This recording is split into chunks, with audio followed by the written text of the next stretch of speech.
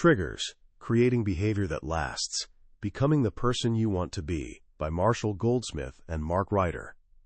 Picture this. Phil's having a regular Saturday morning in his basement when suddenly he trips. He's tumbling down the stairs, and for a few heart-stopping seconds, this weird tingling shoots through his arms and shoulders. He's convinced he's paralyzed. He's completely alone. His wife and kids are out somewhere. He manages to sit up, head pounding like crazy, and fumbles for his phone to call for help. But as he's scrolling through his contacts, this awful, sinking feeling hits him. He doesn't have a single friend close by that he'd feel okay calling in a real emergency. He barely even waves to his neighbors. So reluctantly, he finds the number for a couple down the street and dials. A woman named Kay picks up, someone he's literally only ever nodded to on the sidewalk. He explains what happened, and without hesitating for even a second, she rushes over. She finds him in the basement, helps him up, drives him to the hospital, and stays with him for the next 5 hours.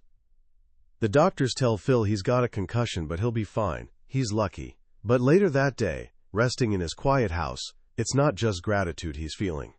He's thinking about Kay's incredible, selfless kindness. And for the first time in years, he really looks at how he's been living his life and tells himself something that changes everything. I need to get better at making friends. Not just for emergencies, he wants to become more like Kay. That moment, that single painful fall, was a trigger. It completely reshaped how he saw his life. And that's exactly what we're diving into today with Triggers, by legendary executive coach Marshall Goldsmith. This guy has spent over 35 years helping the world's most powerful leaders bridge the gap between who they are and who they want to be. What he's discovered is that our lives are just this constant stream of triggers, people, events, circumstances that push and pull us in directions we never meant to go. We all have this vision of our best self, more patient, more disciplined, kinder, healthier, but somehow, day after day, we fall short. By the end of our time together, you're going to understand the invisible forces constantly sabotaging your best intentions. You'll see why willpower alone isn't enough, why your environment is secretly your biggest enemy, and most importantly, you'll learn a surprisingly simple daily practice that can actually help you start becoming the person you truly want to be. Ever notice there are two different versions of you living in your head? There's the one who wakes up in the morning full of ambition. This is the planner. The planner decides, today I'm eating healthy, I'm being patient with my family, I'm finishing that big project, and I'm definitely hitting the gym after work. The planner is confident, motivated, and has this great strategy mapped out. But then, as the day unfolds, another version takes over. This is the doer. And the doer has to actually live in the real world. The doer gets that annoying email from a coworker. The doer smells fresh-baked cookies in the break room. The doer gets stuck in traffic and drags home exhausted. By the end of the day, the planner's beautiful strategy is completely wrecked. The gym is forgotten, there's a pizza on the way, and you've snapped at someone you love. This is the central human struggle that Marshall Goldsmith identifies. We are, he says, superior planners but inferior doers. And the reason the doer fails so often is because it faces our greatest and most underestimated enemy, our environment. When Goldsmith talks about environment, he doesn't just mean your office or your house. He treats the environment like a living, breathing character in your life story. And, most of the time, it's the villain. It's this non-stop triggering machine, constantly at war with your plans. Think about it. You can be the calmest person in the world, but put yourself behind the wheel on a crowded freeway surrounded by impatient drivers, and suddenly you're filled with road rage. It's not that you're a terrible person. It's that this environment of impatience and hostility has temporarily changed you. Or consider Jackie, a lawyer at a sales organization whose job was negotiating severance packages. One day she had to handle the departure of an old college friend. Even though the money they were negotiating was tiny for the company but huge for her now jobless friend, Jackie found herself being incredibly ruthless. She squeezed every last dime out of the deal for the company, damaging a friendship in the process. Why? Because the competitive bottom-line environment of her job triggered behavior that, deep down, she really regretted. She behaved like a professional negotiator, she later said, but an amateur human being. This is the power of a trigger. Goldsmith defines it simply. A trigger is any stimulus that reshapes our thoughts and actions. A phone call, a comment from a friend, the smell of food, seeing a rival's success, these are all triggers that can pull us away from our goals. The battle is always between what we want short-term, pleasure, distraction, comfort, and what we need long-term. But the environment isn't our only problem. We also have these internal beliefs that sabotage us before we even start. Goldsmith calls them belief triggers. They're the stories we tell ourselves to justify doing nothing. The first and most dangerous belief is, if I understand, I will do. We read a great book or go to a seminar, we get the concepts, and we think that's enough. But Goldsmith says there's this massive, unforgiving gap between understanding and doing. Just because you know you should be patient doesn't mean you will be when your little brother is driving you crazy.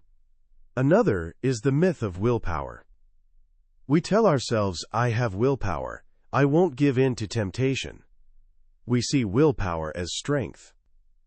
But Goldsmith argues we constantly overestimate our willpower and dramatically underestimate the environment's power to drain it. He points to the ancient story of Odysseus, who wanted to hear the deadly song of the sirens. He knew his willpower alone wasn't enough, so he created a structure for success. He had his men tie him to the mast of the ship. He didn't rely on willpower, he relied on a system. Unlike Odysseus, we sail straight into temptation, thinking our willpower will save us, and we crash on the rocks every time. We also fall for the "today is a special day" trap. It's a birthday, a holiday, it's Friday. We give ourselves a pass. But if we're not careful, every day becomes a special occasion, and our long-term goals get sacrificed for an endless string of short-term rewards. Perhaps the most stubborn belief is our contempt for simplicity. I shouldn't need help and structure, we think. We believe we're too smart or sophisticated for simple rules or checklists. Goldsmith tells this story about how, for years, surgeons resisted using a simple 5-point checklist before operations, even though it was proven to virtually eliminate deadly infections. Why? Because they felt it was demeaning. This pride, this belief that we're above simple structure, is one of the biggest barriers to change. So if our environment is hostile and our own beliefs are working against us, how do we ever change? This is where Goldsmith introduces the turning point. The key, he says, is creating a tiny space between the trigger and our behavior. The sequence isn't just trigger leading to behavior. It's trigger, impulse, awareness, choice, then behavior. In that brief, almost invisible moment of awareness, we get to choose. We're not robots programmed to react. We have a choice. The challenge is that in these small, everyday moments, life's little paper cuts, we often forget to use it. The person standing on the wrong side of the escalator, the friend who one-ups your story, the slow line at the coffee shop.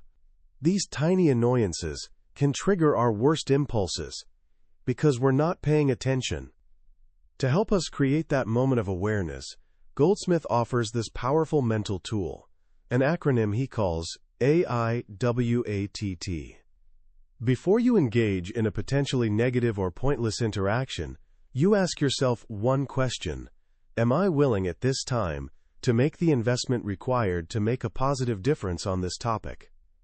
Let's break that down. Am I willing puts you in charge. At this time reminds you it's about the here and now. To make the investment required reminds you that your time and energy are limited. Is this battle really worth it? And to make a positive difference forces you to consider if your input will actually help, or if you're just trying to prove you're right. To illustrate this, Goldsmith shares the Buddhist parable of the empty boat. A farmer is paddling his boat up a river when he sees another boat heading straight for him. He yells, "Change direction. You're going to hit me." But it's no use. The boat crashes into his. Furious, he screams, "You idiot!" and looks over to confront whoever's responsible, only to realize there's no one there. He's been screaming at an empty boat that had simply broken loose. The moral, Goldsmith says, is that most of the time, we're yelling at empty boats. The rude driver who cut you off isn't personally targeting you. That's just how he drives. The colleague who interrupts everyone in meetings thinks he's the smartest person in the room. It's not about you. AIWATT is the tool that helps you see the empty boat and decide to save your energy for battles that actually matter. But awareness, even with a great tool like AIWATT, isn't enough. To truly change, Goldsmith's most important lesson is this: we do not get better without structure. He tells this incredible story about Alan Mulally, the CEO who saved Ford Motor Company from collapse. When Mulally arrived, the company was in chaos. He created this mandatory weekly meeting called the Business Plan Review, or BPR. Every single top executive had to attend every single week and report on their division's progress using a simple color-coded system: green for good, yellow for concern, and red for a problem. At first, the executives resisted. They were used to hiding problems. For weeks, every single chart was green, even as the company was losing billions. They thought Mulally's rigid, repetitive structure was simplistic and beneath them. But he was relentless. He explained the goal wasn't to punish people for red charts, but to help them. Finally, one brave executive put up a red chart for a major product launch delay. The room went silent. Everyone expected him to be fired. Instead, Mulally started clapping. "Thank you for the visibility," he said. "Now, what can we do to help you?" That was the turning point. Mulally's simple, unyielding structure forced a culture of denial into one of accountability and teamwork. It took all the other options off the table, the politics, the excuses, the side conversations, and focused everyone on solving problems. That structure, that simple discipline, is what saved Ford. So how do we apply this kind of structure to our own lives?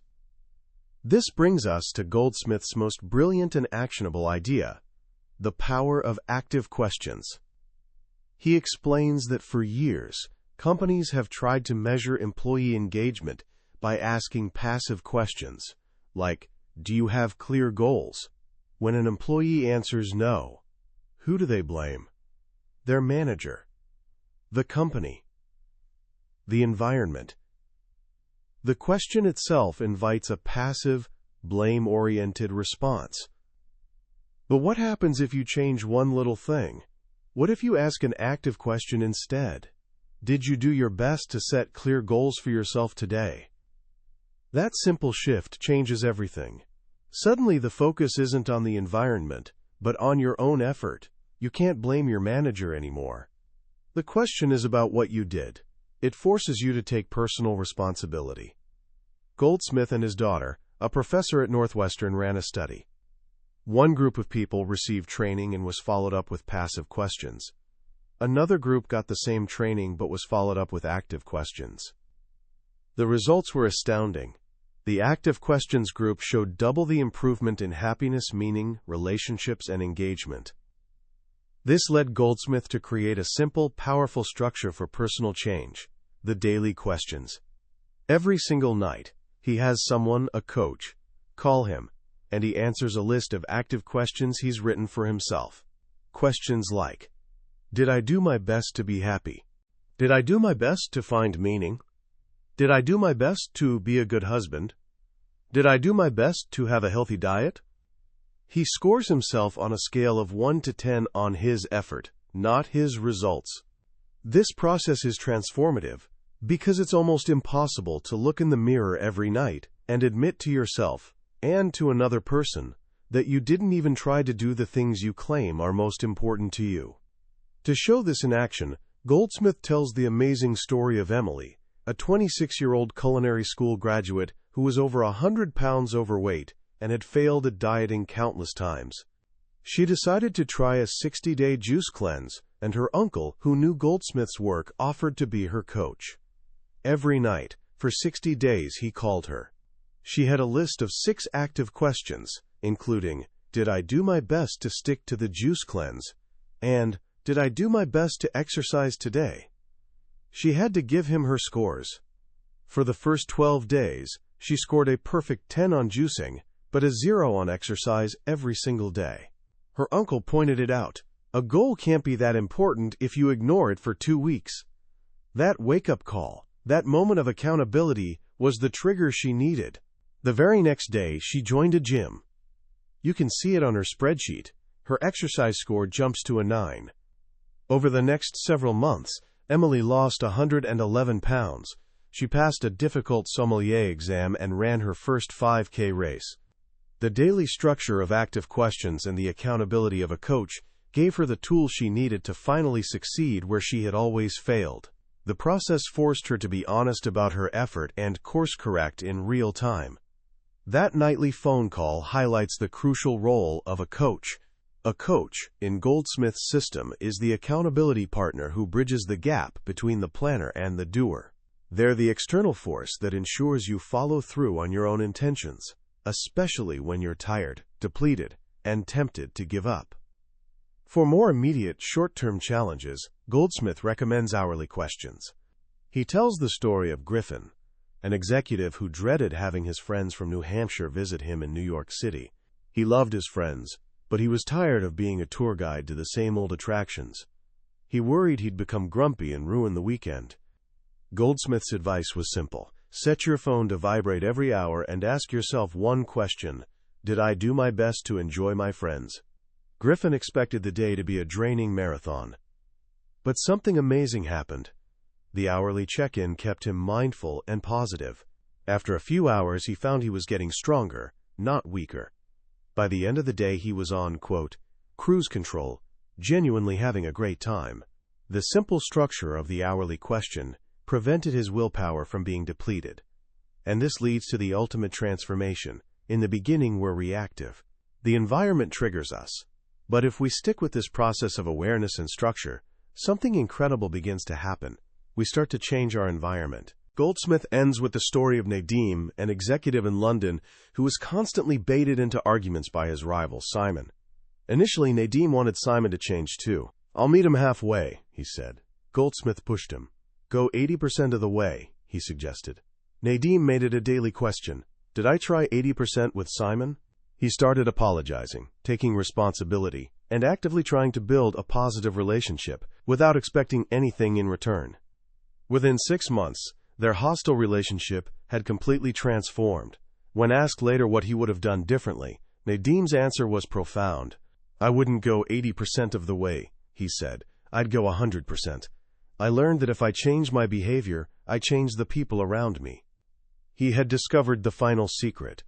When you commit fully to changing yourself, you stop being a victim of your environment. You become the most powerful force within it. You become the trigger. What I love about Marshall Goldsmith's work is its profound simplicity. In a world filled with complex theories about productivity and self-improvement, his message cuts through the noise. It comes down to a few timeless truths. We're imperfect beings. Our best intentions are fragile. And the world we live in isn't designed to help us succeed. The single most powerful lesson from triggers is that awareness is necessary, but it's not sufficient. We can't just think our way to a better life. We need a system. We need structure. The idea that we're superior planners and inferior doers resonates so deeply because we live it every single day. We know that feeling of waking up with a clear vision, only to see it crumble under the weight of 1,000 tiny distractions and temptations. Goldsmith's solution, the daily active questions, is so brilliant because it's not about achieving perfection. It's about measuring effort. "Did I do my best?" is a question that's both incredibly gentle and incredibly demanding. It gives us grace for the days we fall short of our goals, but it holds us ruthlessly accountable for not trying. And in the end, trying is the only thing we can truly control. His work is also a powerful reminder that the most significant changes we can make are often in our relationships with others. It's not just about losing weight or learning a new skill. It's about becoming a better partner, a better parent, a better friend. And the way we do that is by taking 100% responsibility for our side of the equation, just as Nadim did with Simon. When we stop waiting for the world to change and focus only on changing ourselves, we unlock a power we never knew we had. We become the trigger for the good we want to see in others. So how can you start putting this into practice right now? Here are 3 simple actions you can take today. First, just for the next 24 hours, try to identify one recurring trigger in your life. It could be a person, a place, or even a time of day that consistently knocks you off course. Don't try to fix it. Don't judge it. Just notice it. This is the first step of awareness. Second, tonight, before you go to sleep, ask yourself just one of Goldsmith's active questions. A great one to start with is, did I do my best to be happy today? Rate your effort on a scale of 1 to 10. That's it. Just see how it feels to hold yourself accountable for your own happiness. And third, try to practice AIWATT just once tomorrow. The next time you feel that powerful urge to win a pointless argument, to correct someone on a minor detail, or to complain about something you can't control, just pause, take a breath, and ask yourself, am I willing at this time to make the investment required to make a positive difference? See if you can let just one empty boat float by. That was A Journey Through Triggers by Marshall Goldsmith. We've covered some of the most powerful ideas from the book today, but I'll be honest with you. A summary is like looking at a travel brochure. It can show you the destination, but it can't give you the experience of the journey. The real magic of a book like this happens in the quiet moments of reading, when a particular story or a simple phrase connects with you in a way you didn't expect. This summary is designed to help you decide if this book is worth your time. If anything we've talked about today has sparked something in you, I encourage you to grab a copy. Reading it isn't just about learning new information. It's an experience that can genuinely change the way you see yourself and the world around you. The link to the book is in the description. Also, if you found this summary valuable and it gave you something to think about, please take a moment to hit that like button and subscribe to the channel. That way, you won't miss our next deep dive into another life-changing book. Let's keep learning and growing together.